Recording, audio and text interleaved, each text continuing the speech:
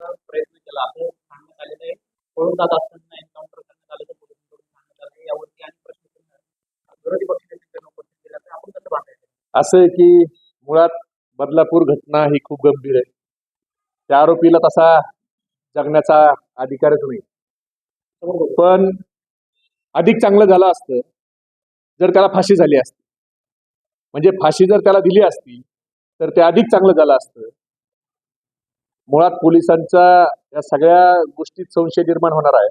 बलात्कारासारख्या घटनेतल्या आरोपीच्या हातात बेड्या नव्हत्या का बाहेर काढताना? तो काय टुरिझमला आलेला आहे अक्षय शिंदे? तुम्ही त्याला जेलमधून बाहेर काढून त्याच्या हातात हातकडी न घालता त्याला घेऊन चालला, मग तो तुमच्या रिव्हॉल्वर काढतो आणि आत्महत्येचा प्रयत्न करतो. मुळात याच्यात मला वाटतं मोठे कुणीतरी आरोपी अजून पुढं जाऊ नयेत म्हणून पोलिसांच्यावर दबाव होता का? कसाबनी कधी तुमची रिव्हॉल्वर काढली नाही, कसाबला फाशी झाली.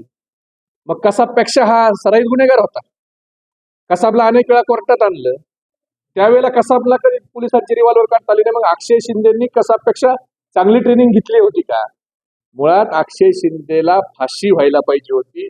फाशी होऊन त्याचा मृत्यू झाला असता तर अधिक चांगलं झालं असतं. पण पोलिसांनी नेमकं एन्काउंटर केलं असेल, खरंच घडलं असेल तर काय हरकत नाही. पण कुणाला तरी वाचवण्यासाठी, काहीतरी दाबण्यासाठी पोलिसांनी हे केलंय का? कारण एवढा कुख्यात आरोपीला बिगर हातकडीचं जेलच्या बाहेर काढणाऱ्या पोलिसांना अगोदर डिसमिस केलं पाहिजे. नेमकं ही घटना, ही विकृत मनोवृत्तीला एवढ्या सहजासहजी मरण देण्यापेक्षा याला फाशी, चौकात फाशी द्यायला पाहिजे आणि तसं मरण याला खरं तर द्यायला पाहिजे होतं. मरण त्याला आलं हे चांगलंच आहे, म्हणजे त्यांनी घटनाच तेवढी क्रूर केली. त्याला फाशीनी मरण आलं असतं तर कायद्याचं चौकटीत बसून ते मरण त्याचं योग्य झालं असतं.